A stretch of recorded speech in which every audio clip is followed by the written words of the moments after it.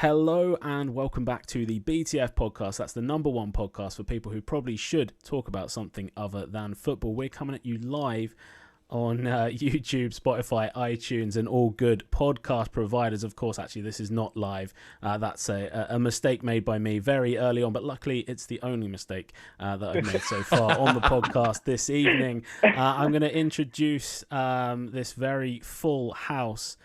First up with returning podcast member Levi Mbia. How are you, Levi? Yeah, I'm very well, thank you. I've gone for a little while, but I'm back now. It's good to see you. It's good to see you. We'll have a chat about how Liverpool's season kind of played out in the end a bit later in the show. Next up, I've got Mr. Johnny Mills joining us from outside the Emirates. Johnny Mills, how are you? Yeah, I'm just down here at the protest. Cronky out. Everyone out. Yeah, no, I'm doing well. Thanks very much. Can't complain. The sun's shining. Yeah. How are you? That's it. Yeah, I'm good, man. I'm good. Yeah, the weather is... it definitely feels like summer has kind of finally arrived in the UK. A bit late. I mean, we didn't have any sunshine basically all the way through May, which was disappointing to say the least. But yeah, like the last week or so has been very nice. Someone who's not in the UK at the moment, all the way from the US of A, we also have Jonaldinho here on the podcast today. How are you, Jonaldinho? Yeah, pretty good. Champions League vibes over here, so I'm good. Yeah, that's it. First podcast that we've done since Chelsea obviously beat Man City 1-0 in Porto to claim their second Champions League in their history. Not probably the game we all hope for as neutrals, but I'm sure as a Chelsea fan that was very enjoyable to watch. We're also joined by Mr. Jake Galligan. Jake, how are you? Good, thank you. Just enjoying the summer. Ready for the Euros. That's about it, really. That's it, yeah. Fantasy football. How did that play out? We obviously, our listeners know you as the resident fantasy football expert. You were trying to get into the top 10,000. How did that play out? Just fell short by 1,000, so I came 11,000th. Okay. Bit of a downfall as I was in the top 50 for a while, but lesson learned. I can go back and regroup and win it next year. Yeah, we look forward to that. I mean, 11,000th, I can only dream of placing that high in Fantasy Premier League. So congratulations to you for even getting that high. And Mr. GregTMR completes our, I don't know, what's a six? What's the word for a six? Sextuplet? Is that it? Is that babies? I don't know. Is it quint something? Quint, maybe, yeah. No, that's 5. Oh, okay. Oh. Anyway, yeah, it's good to be here. Yeah, good stuff. Good stuff. Words are not our strong point, obviously, on this podcast. Right, first topic, which I think we should touch on it as it happened yesterday. It happened on last night, on a Sunday night of all nights. Floyd Mayweather fought or sort of had an exhibition bout with Logan Paul. Now, Levi, you're already shaking your head at this. Obviously, we have covered some of these ridiculous exhibition bouts on the podcast before. This one, where does it sort of rank in terms of embarrassing fights for the sport of boxing? This one to me probably ranks top. I just think Floyd Mayweather, like, he was pretty much one of the household names across the whole brand of boxing, really. And he's put himself in the ring with Logan Paul, whose only fight as a professional is an L to KSI. And that says it all. Just, I don't even need to go into anything else about how many punches were even thrown and landed. Just that alone is enough to show you that fight just shouldn't have happened. But for some reason it did. And I think it's put a little stain for Mayweather on his career. I just think it was a waste. It was a waste of time. And I think it brought him down to a level that he didn't need to bring himself down to. Johnny Mills, our sort of resident boxing expert. What's your thoughts on it? Yeah, it's just a money grab, isn't it? It's just a money grab, nothing else. I mean, what did they get? 450 mil or something like that? I mean, I think I heard, like, I've only watched highlights. I'm sure I heard the commentator say that Floyd got something like 450 mil. I mean, if I heard that right, that's I don't know. I know his base salary lot of was money. 25, and then he was taking 50% of whatever the pay-per-view, I guess, profit was, because obviously the pay-per-view companies must make some money from it. Yeah. But yeah, 400. I mean, probably 100 million minimum. Yeah, I think he's taken from that. It's just ridiculous. I mean, yeah, I agree with everything Levi said. It is a little bit of a stain. He was never. If he'd have knocked him out, everyone would have said you've knocked out a novice. If he'd have lost, then that would have been catastrophic. And the draw again, it's just nothing. So yeah, it was just one of those things where I guess that's probably why he done that. No winners, no losers, no draw. It's just an exhibition, because really you cannot have a 51-0 and that one being a YouTuber. So I mean, the McGregor one was bad enough, but at least there was some credibility because he was arguably the top of the UFC game, and Mayweather was retired, but the top of his retired at the top of the boxing game. There was some kind of UFC meets boxing background might give him the edge, but this still, this is a bit of a joke. Circus. Yeah. Jake, Greg, Jonaldinho, any thoughts? Any final thoughts on that? I agree. I think the only difference is with the McGregor fight is McGregor weighs in at a similar weight to Mayweather, whereas Logan Paul was like 200 pounds. Mayweather only ever weighed in at about 145 during his career. So you're fighting a guy much bigger. And Mayweather was never known for his knockout power anyway. So it's one of those where I don't think he was ever going to finish Logan Paul, especially at his age. But he was basically just toying with him the whole fight. And it kind of makes me think, I don't think it's scripted, but I feel like intentionally he let it run the 8 rounds so they can get a rematch, get another 400 mil. That's the way I see it anyway. If I see a rematch, it'll come. You know what to do? He'll fight the other one. He'll fight Jake Paul. Yeah. Yeah, I see that. Yeah. I think there was definitely a gentleman's agreement before that of like, look, let's just make our money. No one needs to be turned into a meme here, and then we might be able to do this again. I think the only losers are the one that actually paid for it and stayed up for it, to be quite honest. I mean, we all sort of knew what we were getting into when we were coming into this exhibition. We've all said it here, circus. Look, they both won. They both won here. Yeah, I am one of the losers that stayed up for it, but luckily I am in America and not staying up till like 4 p.m. whatever time. Yeah, 4 p.m. Yeah. AM. But yeah, man, it was crazy. Like, it was weird because there was one punch where it looked like Mayweather got him and then basically held Logan Paul up. Yeah. People were saying he got knocked out and so weird. Kept him up and stuff. But so weird, but yeah. Yeah. I mean, I agree with all of that. The thing is, though, if you could make 400 million from within your comfort zone, I think you probably would take that money 7 days a week. But surely there comes a point where you actually have to differentiate what is actually important to you. Is it all just solely the money, or is it actually asking a question, am I going to respect the sport and be at the top of my game, but also keep the integrity of the sport? Because now I was almost on the fence on whether it's actually putting into question the integrity of the sport. But I think that fight alone has actually called into question the integrity of it all. I think it's a joke, absolute joke. And I think it's ridiculous.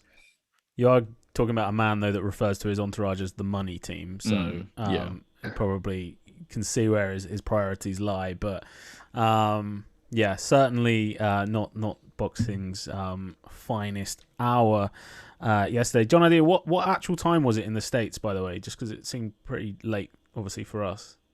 About 10 p.m., something like that? I think it was actually midnight. So oh, God. Or 11 or 12, at least Eastern time. So knock off 3 hours there. That's about 9. Okay, 9 for LA. Yeah, LA, yeah. Yeah, they say it does feel like they kind of tried to hide that fight at a time that just no one was ever going to watch it on a Sunday night of all nights. But we'll see. So Euros, are you all looking forward to things kicking off with the Euros? Greg, I'll come to you first on that one. Sorry, mate, I was checking my phone. What did you just say? Of all times, I'm trying to throw away to one of you so I can check my phone. And you've failed. Euros, mate. Yeah, Euros are starting soon, and it's going to be brilliant. Lots of teams, European teams, I'm led to believe, playing a bit of football, and hopefully it's going to be Gareth Southgate's last ever squad selection. Yeah, we're going there already, boys. Strap in. No holding back. Because he can't even get that right. How do we expect him to win anything with this fairly talented and very, very young England squad? And he can't even get a squad announcement ready. He can't even pick the right players. He can't make the difficult decisions that he needs to. And when he does, he can't make the right backup decision that he needs to. I don't know. All I want, I don't expect anything from England in the Euros. I just want a good competition. I want us to play well, do what we can. But I don't even see that happening, to be quite honest. I don't know. I think that I want to see a few upsets, but I do see this going the way that we predict with a France or a Germany or something like that. Can I just ask a quick question? And this is genuinely a serious question. I'm going to throw it out there to everyone. And excuse my French for this, but how the fuck did Calvin Phillips make it into this England team? Anyone? Over Ward-Prowse? Yeah, I agree. Yeah. I just want to know. Yeah. I've not been impressed with him. I've not really watched enough with him at Leeds, but I've seen him in an England shirt and I've really not been impressed, especially when you've got the likes of Jude Bellingham that makes himself, he's a presence and he's fucking 17. But Calvin Phillips, I've never really been that impressed with him. And yeah, I completely agree. I don't understand that logic. The thing that I put into question is you've got James Ward-Prowse, who's club captain at Southampton. He's talking about bringing players for the mere fact of influence, like Henderson and Maguire in that team for their level of influence, is what we're saying. But he wouldn't play a fit James Ward-Prowse, who has run from minute one of the season to the final whistle pretty much of the season. He hasn't been. And yesterday, I think he put in such a good showing for himself. And for Gareth Southgate to sit there and be like, yeah, brilliant, we're going to bring Ben White. That's a massive kick in the teeth. And I just think for James Ward-Prowse, he probably sat there thinking to himself, what more could I have possibly done to get myself in that team? And we've now been burdened with Calvin Phillips because he is a burden on that England team. And we're going to expect a different outcome as to what we've had for all of the other tournaments beforehand. It's going to be literally it's going to be a long ride.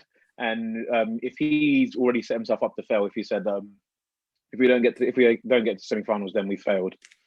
Listen, so I'm not overly optimistic, but I always have that little bit of hope in me anyway for England because it is what it is. Every fan does that.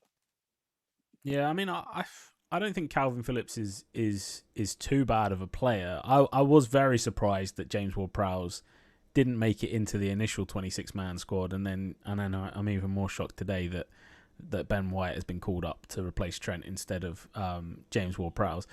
I mean, does that suggest that he's now thinking, he was going to use Kyle Walker as a centre back, and then as obviously a possible cover at right back, and he's now probably thinking my extra centre back will be Ben White, and Kyle Walker will literally just be used as a right back now. But I don't know. I just think James Ward-Prowse is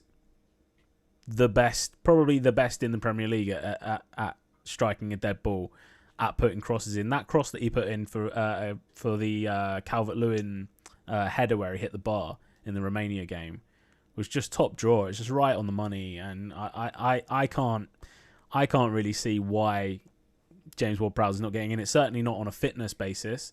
As you mentioned, he played every single minute in the Premier League this year for Southampton. He's a club captain. He's a great influence on the team. He has to be the next. If someone else gets injured in the next, I don't know what the shut-off date is for players coming in. Is it all the way up to our first game, or is it up to Friday? No idea. I'm not too sure, but isn't Saka Saka a question mark?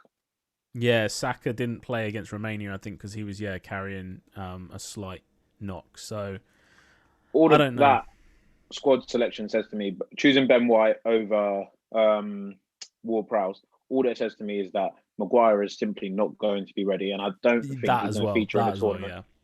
yeah, you're correct.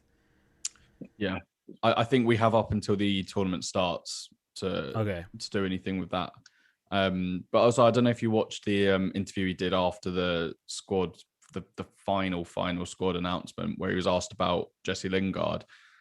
The man looked like he was on the brink of tears. It's like, you've got to make these hard decisions. And then he says, oh, yeah, but he's definitely starting in the game tomorrow. I can't remember who that first friendly was. And it's like, what benefit is there to playing a man that isn't going to go to this competition? Leave him out, put someone else in so you can practice a different system. Play the players that you're going to take to the tournament and the backup players, because if someone gets injured, that's an important part. You know that system works, or you've played it at least in the friendly. That's what the friendlies are for. It just shows he cannot make those difficult decisions. And I mean, God help us in the tournament if we get a big injury or anything like that, because it's like, I don't trust the man. Do not trust the man. Yeah, I mean, at which position though are we thinking that we're sort of lightest on the ground? Midfield, maybe, but then there's pretty much 2 players for every position. I know that then means if you do get one injury, you're down to 1 player covering for each position. But where are we kind of lightest? I mean, if Harry Kane was to get injured, Dominic Calvert-Lewin would play centre forward, but then after that, we don't have anyone else that can play up top either, do we? Rashford could try. Oh, Rashford, of course. Yeah, Rashford could play centre. Yeah. He could try.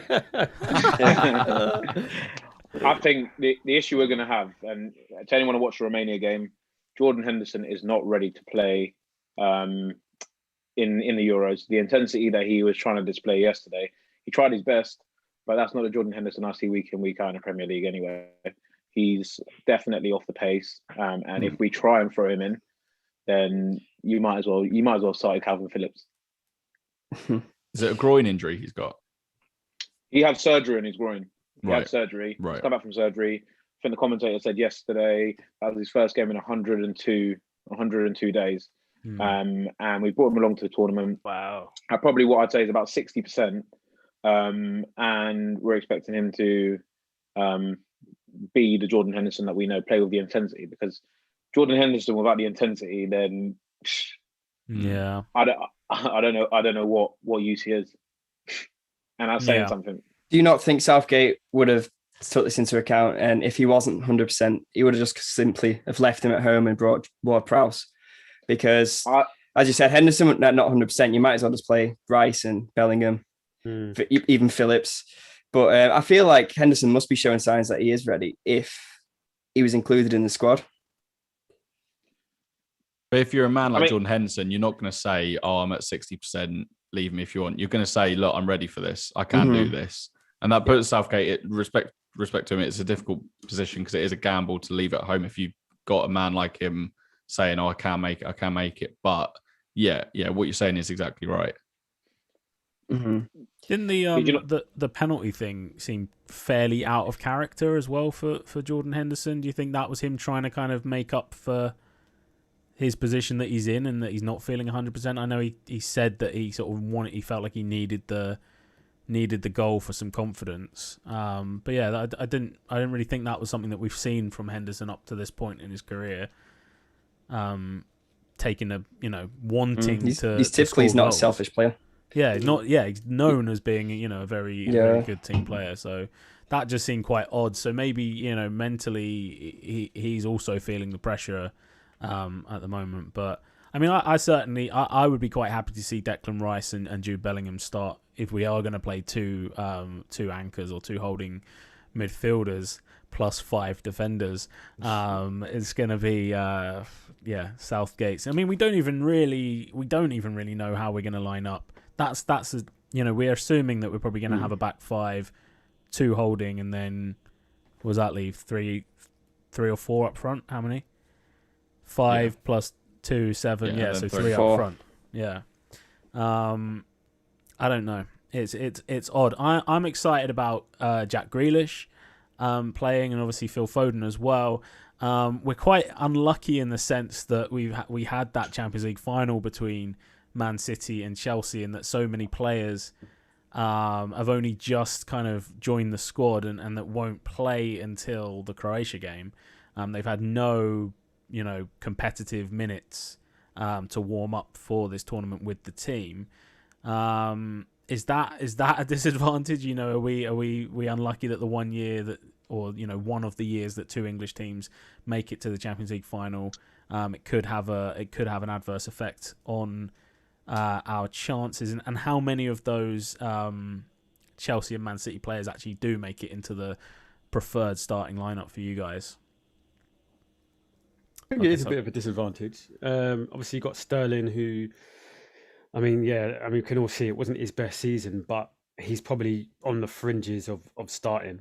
If everyone's fit, I think Southgate trusts him, and he does seem to get the nod. And then obviously, we've got like Foden as well, who, he ended the season great, albeit he didn't pick up the trophy, but he was playing really, really well in the Premier League, and in the lead up to the Champions League final, semi-final, played really well. And I think he's probably, along with Jack Grealish, key to England's success, whatever that success may be. But I think listen, they wouldn't want it any other way. Obviously, getting to that final, being in that final, they wouldn't have wanted it any other way. And I guess they're using this time now to, rest and be ready.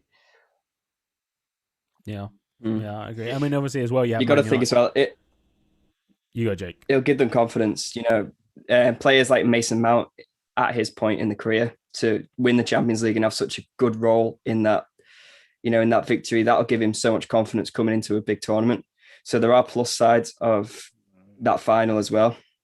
But I would like to see all our best players fully fit and ready to go now. But that's the price you pay for having, I guess, the English Premier League's just proved that it probably is the best team in Europe. Yeah, I mean, and back to Jack Grealish. Grealish is technically not 100% fit either.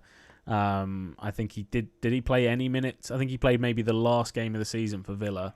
And he said that he'd had the England sort of medical team had been part of his recovery during that last stage of the season with Villa. So does he start for you guys? Would you have Grealish starting? Anyone against starting Grealish against Croatia? Yeah, I think he's an exciting player. If we can get Grealish and Foden into the starting lineup, I think there may be some hope for England. I actually think we should do pretty well in our group. It's just that we're in that situation where we win our group, and in the round of 16 we play the runner-up of Group F, which is Germany, Hungary, Portugal, and France.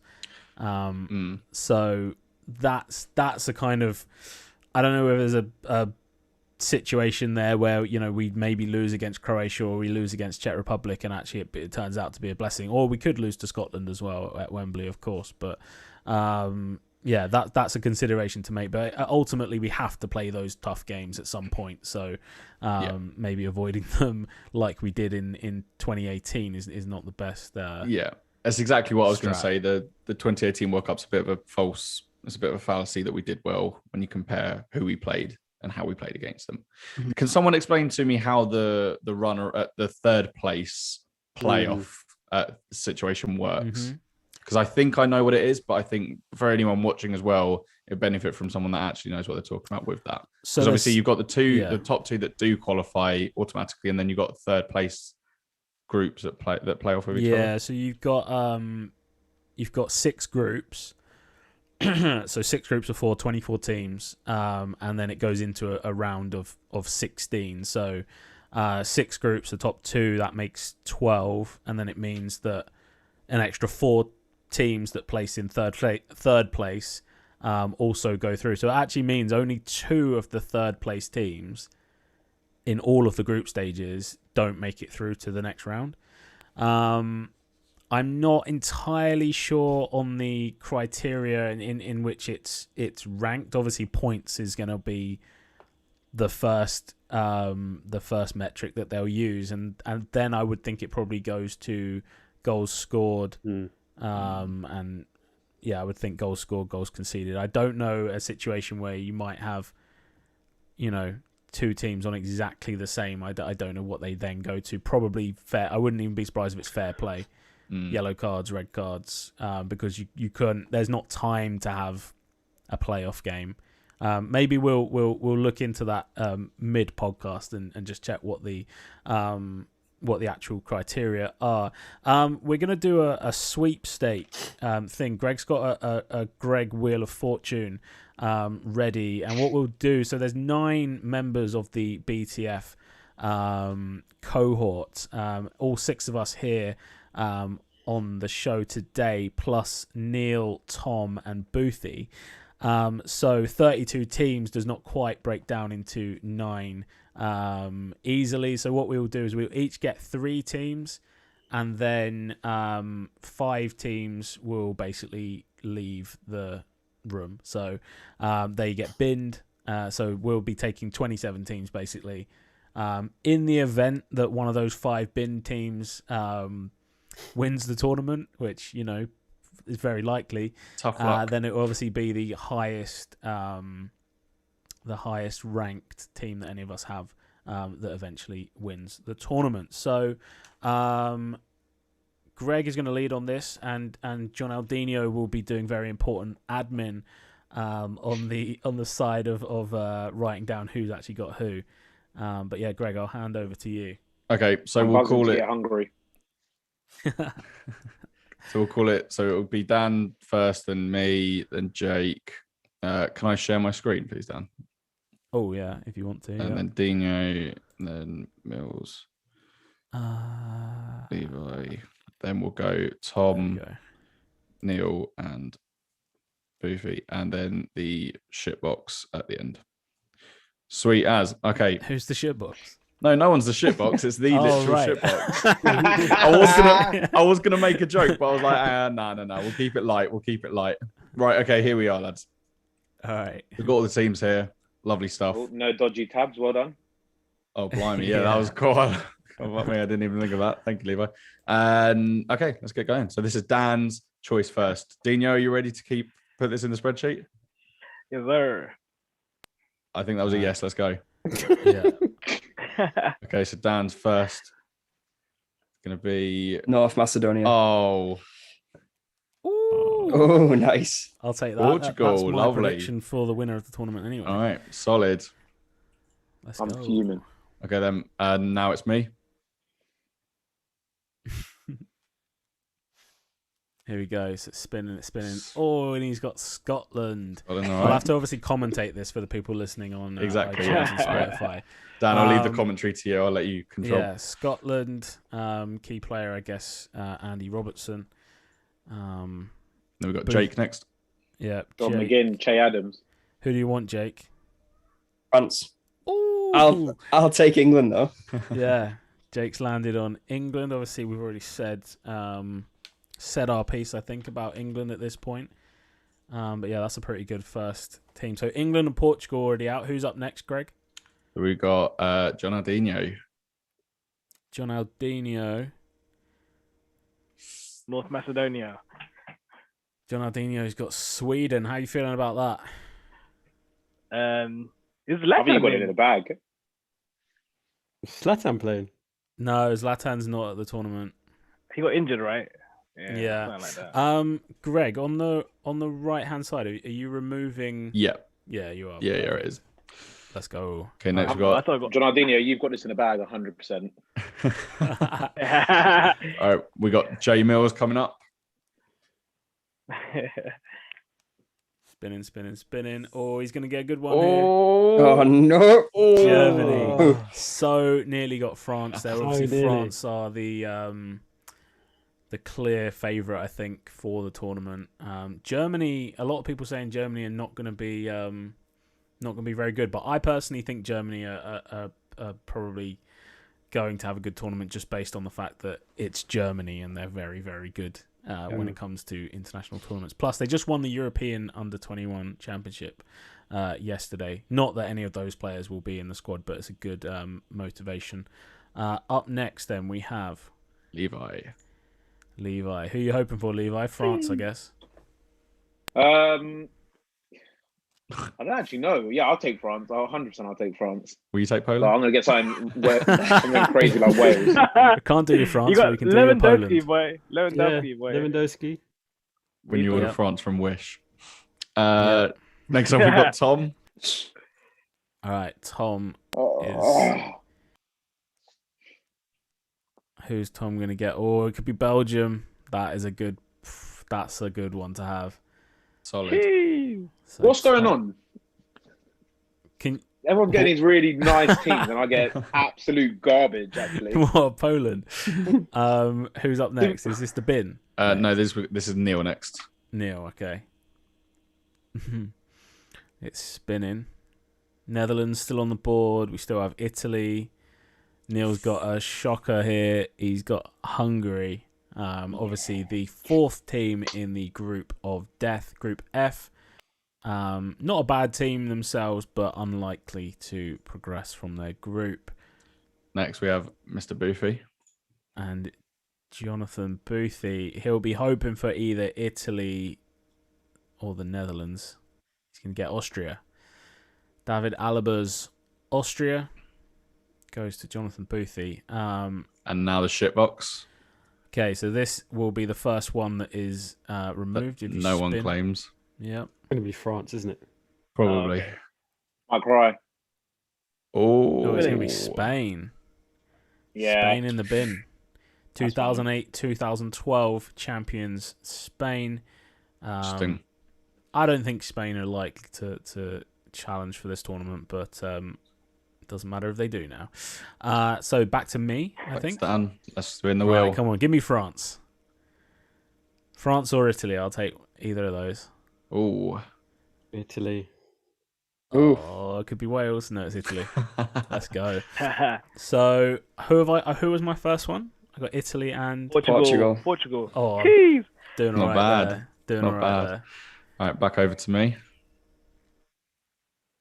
So Come on, North Macedonia. Underdogs. Oh, Team GB Wales. over here. Team GB. Let's go. So is that Scotland and Wales you've got, Greg? Yes, certainly Yeah. have. So remaining on the board, we have Turkey, Switzerland, Denmark, Finland, Russia, Netherlands, Ukraine, North Macedonia, Croatia, Czech Republic or Czechia, Slovakia, and France. And now who's we up? have Jake's choice. Well, no choice, actually, in fact. That's how a wheel works. France or Netherlands would do me well. Switzerland. Ooh, Oh, keep going. Switzerland. Oh. It's not bad. Yeah. They're in, I Okay. think, the group with Wales, Italy, and Turkey. So they should get through in the top three, I would think. Just need some Shaqiri magic. That's it. Now over to Dino. It's got to be North Macedonia, surely, for Dino here. No. Denmark. Ugly. They will get past their group. 100%. Yeah, they'll be solid. Obviously, the champions of 1992 tournament, which soon after they Pathfinder. banned the pass back because they just abused it in that tournament. Yeah. Who's up next? We've got J Mills. Johnny Mills. Hoping for France. Ooh. No, not France. Netherlands is You're going to not get too Netherlands, probably. No. Oh, yeah. Mm-mm. I'm Yeah, going to take France right now, actually. I'm actually buzzing already. So Johnny Mills gets the Netherlands there. And Germany. And Germany. Yeah, you got a couple good teams there, same as me. And then So over this- to Levi. Levi. Here we go. France it is.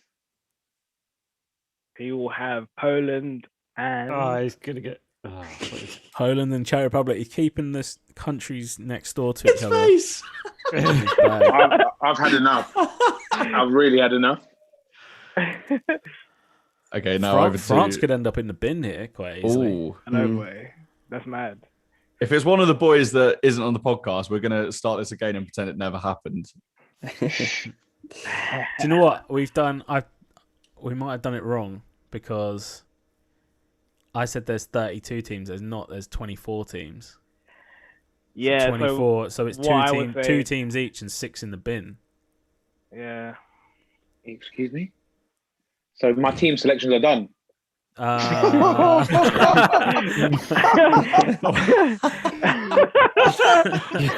Oh man. It could be. Well, let's draw them out until we get to that second bin one, and then we'll see what's left, and we can divide that up. Okay, so this is Tom's draw now. If this is France, we'll start again, boys. It's going to be Russia. Mm. So then we've got Neil and the bin, right? Boofy. Neil Boothie in the bin. Yeah. Okay. And we've got Finland, Turkey, Finland, Turkey, France, Slovakia, Croatia, North Macedonia, and the Ukraine left. Let's go for Neil's. Neil is going to get Slovakia. Decent. Okay. And Boofy? And yep, Boothie. Oh, this better not be France. It's not France. It's Turkey.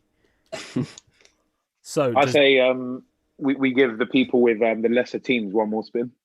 So yeah, I mean, obviously I've got a pretty strong. Jonaldinho, can you remind who do you think's got the worst pairings at the moment?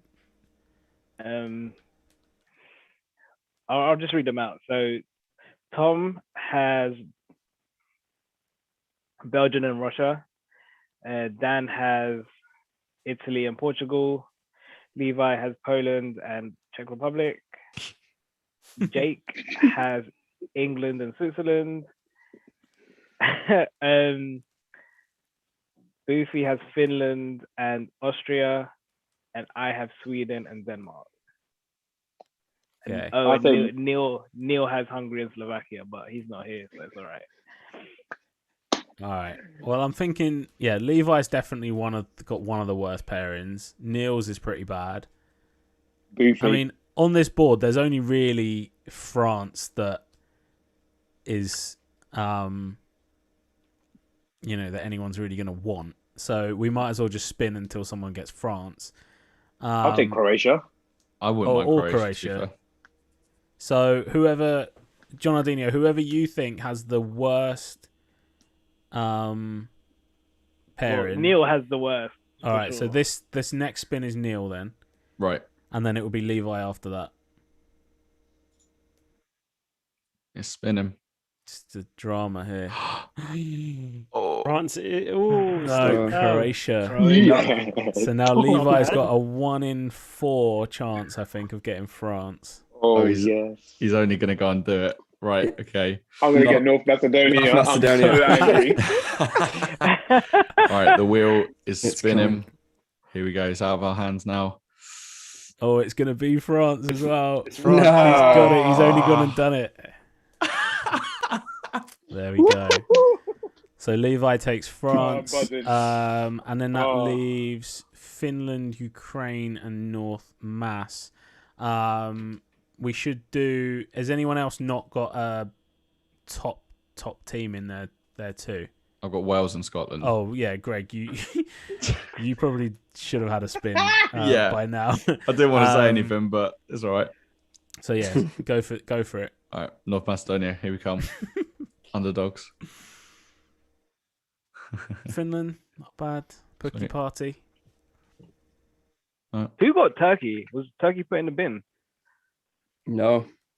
I think it's Booty. Aren't you meant to be keeping track of that? Yeah. That's what I'm trying to figure out. Spain is in the bin. Spain went in the bin, okay. yeah. And then maybe let's give one of these to Neil, I think. All right. Or has Neil already had? Neil's got 3 already. Neil's got 3. This is Boofy's North Macedonia. Boofy's got North Macedonia then. And then that leaves Ukraine for... I'll take it. Yeah, I'll take it. Jonaldinho can have Ukraine. Shevchenko, yeah. There we go. Lovely. Scenes. All right, sweet. Scenes. I want to really quickly go out on a limb here, and I just want to say that I think the teams that are going to do well in this tournament are the teams that actually favour youth, and that's why I think the likes of Germany and Spain probably not going to do as well. They are the teams that usually tend to go for the old guard. But I think Italy have had a little change of cycle. They've got a lot of youth coming through. England, likewise, I think they can potentially do well if they pick the right lineup. But yeah, I think the teams that conventionally stick with the older boys, I don't think will do as well. I think this tournament's going to be very different to ones we've seen before. And the one hope that I want to give to any listeners who are actually hoping that England actually do anything, and this is how I gave myself hope. I looked at England's team. I got to the semi-finals of the World Cup. We had Ashley Young playing on one wing. We had Jesse Lingard. And I just think comparatively, we compare them with Mason Mount. We compare them with Phil Foden, Luke Shaw, Ben Chilwell. And I think now we've actually got strength in numbers. We've got the depth. And there is something to get excited about here. And I think, although John said earlier that it might be a slight negative that Man City and Chelsea both were in a Champions League final, I think that can go the opposite way as well and act as a positive. These players have got nothing to lose. They're at the top of their game in Europe at club level.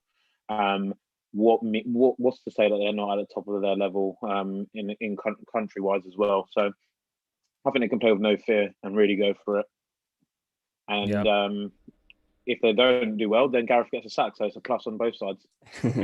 Yeah, I think being at home as well for the majority. I don't know what happens with the round of 16 and quarterfinals where we're likely to play those.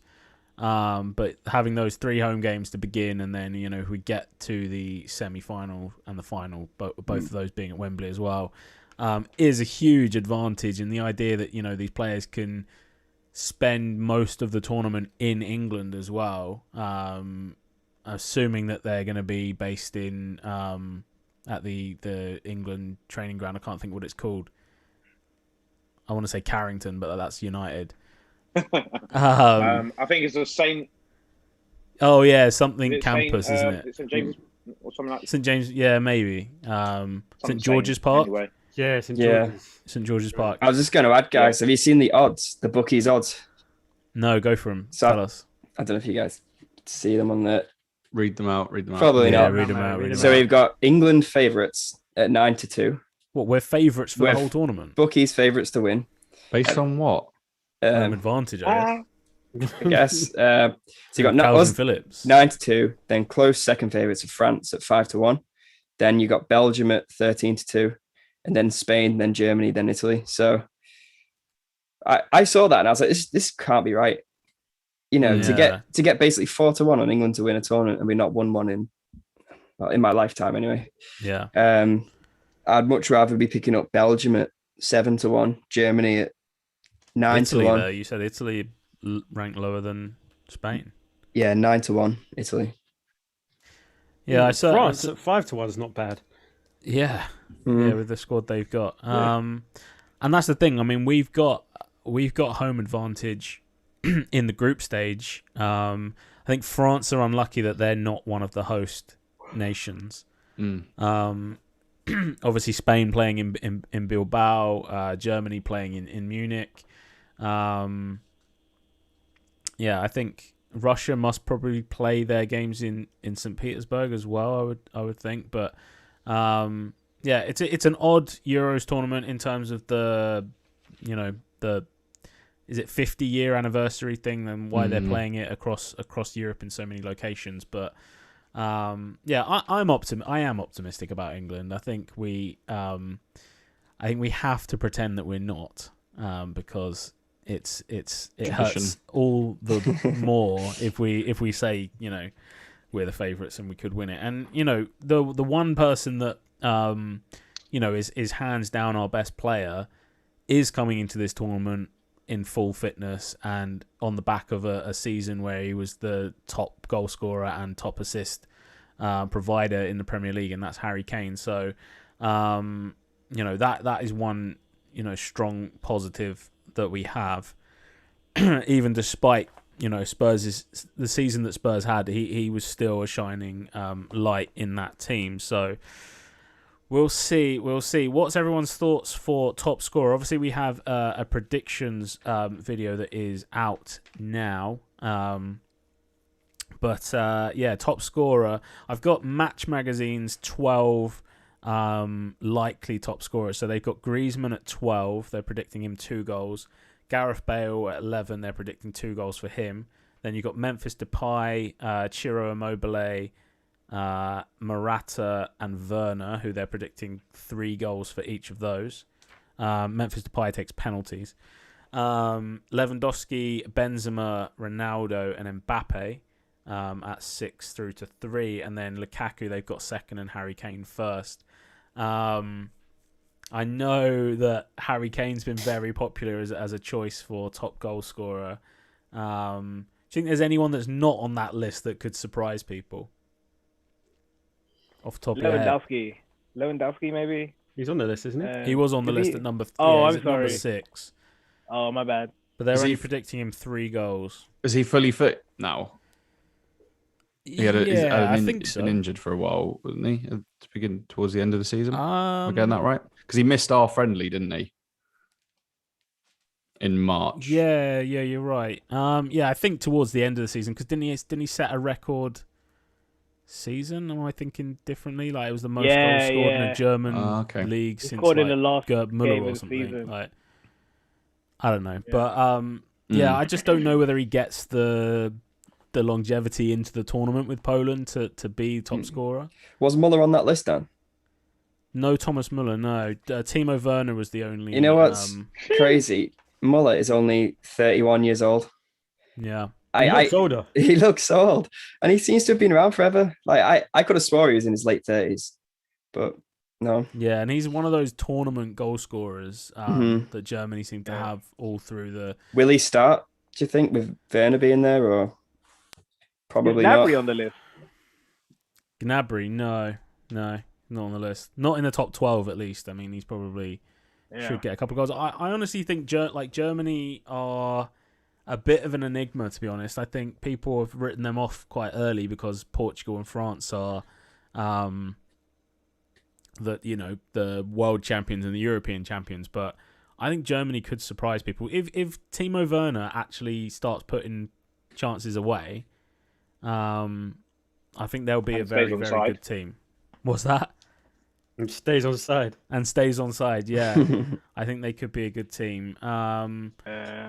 Boothie's been a big fan of the Dutch national team, and he had originally tipped them to win before Van Dijk was ruled out of the tournament, or ruled himself out of the tournament. Do we think the Dutch national team are going to be any kind of threat to the tournament? I think they're going to be one of those fun ones to watch. I think they're going to be a team that you don't really expect much from, because from memory, they've not been in the last 3 competitions. Is that right? They weren't in the World Cup. Might be too many, but they weren't in the World Cup. And were they in the Euros? I think they were. I think they're definitely at the. I don't know. We'll have to check that. But I think they'll be a team that no one really considers doing much, but I think they'll be quite exciting to watch for sure.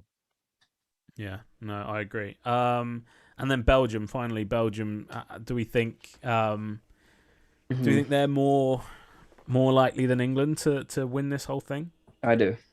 Yeah. I don't, actually. You don't? No. I don't. But Jake, you can take the floor first and you can say why you think that they are. Well, when I gave my predictions, originally I said France to nod down, and then I changed to Belgium. I was just assuming that De Bruyne is fit to play. Hazard, if Hazard turns up and has a great tournament, I think Lukaku will be top scorer. Defensively, they're pretty solid.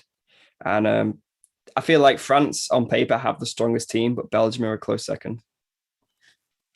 No, I'm gonna disagree slightly. I just think, I mean, correct me if I'm wrong. I'm not, 100% sure of their back line, but isn't their back two Alderweireld and Vertonghen still? Or is someone else coming? Jason Denayer. Denayer, yeah.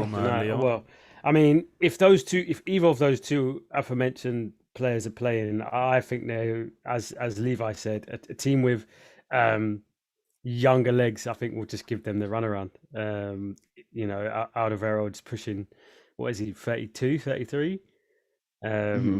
Yeah, I just don't think their backline is that strong. I think they're quite top heavy, and I think I think if they do play a team with good dynamism and young players, and with forward runs and stuff like in England with Jack Grealish and a Phil Foden in the side, or even a France, I think they'll lose. Fair point. I'm just gonna have a look now who are back four is. I think they play with a back three. To Belgium, but I might be wrong on that. I think Belgium are a better team though.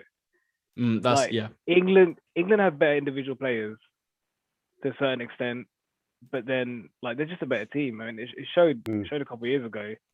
I don't remember the last time, even though it was third place, a team lose twice to the same team. Do you know what I mean? Mm-hmm. So, But as Levi said, it's a better England team now. It is a back three. Much better England team. So Vertonghen and Alderweireld. Southgate still. Do you know what I mean? And Denier. Yeah. I just don't rate. I do rate those two. They're solid defenders, but they need to be playing in the back three, because I just think if they're not solid, then I just think someone with legs have a bit of a hard time. Mbappe. Yeah, Mbappe. Even a Rashford, or do you know what I mean? Could give them a hard time. So that's just that I think that's their only weakness, though. I think that is their only weakness. I think everywhere else across the board they are on fire, but I just think they're back. Those two in there, I just don't think that they are in their prime. Fair point. If we go back to. Yeah, you go, Levi. Sorry. You go. Just wanted to quickly mention who went back to the comparisons of the team that started against Belgium in the second game. We have Fabian Delph, Danny Rose, Loftus-Cheek. We had Phil Jones playing. So those names that I'm throwing out, maybe Loftus-Cheek I'll probably give out the benefit of the doubt. But those names we're looking at now, and we're looking back at what they were doing at the time as well. I still don't think they're reaching the levels that this current England team are. We've got Chilwell at left back, who's just completely outclassed the Man City team in the defence. Anyway, the defensive masterclass that I saw from the likes of Chilwell, Reece James, and it was literally incredible to watch. To say that these players will be able to do exactly the same thing. You know what? Why not? I'm going to go on a limb and say that they'll be able to hold their own against Hazard. What's Hazard been doing in Spain? Nothing. No. The Spanish media have been getting onto him because he's too heavy. That's it. No, I agree. And Mertens, he's a good player, but he doesn't seem to. I don't know. I just think there's something missing. I just think. And that mask that De Bruyne is going to have to wear is going to affect his vision after that clothesline from Rudiger. That was dirty. Dirty move. How ironic that Rudiger always wears a mask anyway, and now he's like, he might as well just take it off and give it to De Bruyne. Pass on the backside. Final point, as we're recording at the moment, I should mention that Germany are smashing Latvia 6-0 at the moment in Dusseldorf in one of their pre-tournament friendlies. Goals scored by what have we got? Gundogan's got one, Müller, Gnabry and Werner are all on the score sheet. So yeah, maybe I'm happy with that Wheel of Fortune pick there, Germany. Yeah. But yeah, like Levi did mention, there's a lot of sort of older players maybe in their squad, but I don't know. I just think it's Germany, and obviously those players coached by Hansi Flick at Bayern this year are very used to the same system under Joachim Löw. Obviously, Flick was the assistant to Löw from I think like 2006 all the way through to 2014 anyway. So I don't know. I just think Germany, you can never write them off. If they were in any other group, I think people would be talking about them as a real threat for the tournament. We'll end this particular podcast. Now we will have another podcast coming out before the England-Croatia game, which takes place on Sunday, which will be the 13th, I believe. Sunday the 13th. Am I right? Yeah, at 2:00, England versus Croatia, the opening game for England's Euros run, hopefully all the way to the end. We'll have a podcast before that, and then we'll have a podcast very swiftly after that game as well, with some post-game reaction and hopefully joyful analysis of how much of a genius Gareth Southgate, no longer the waistcoat Gareth Southgate.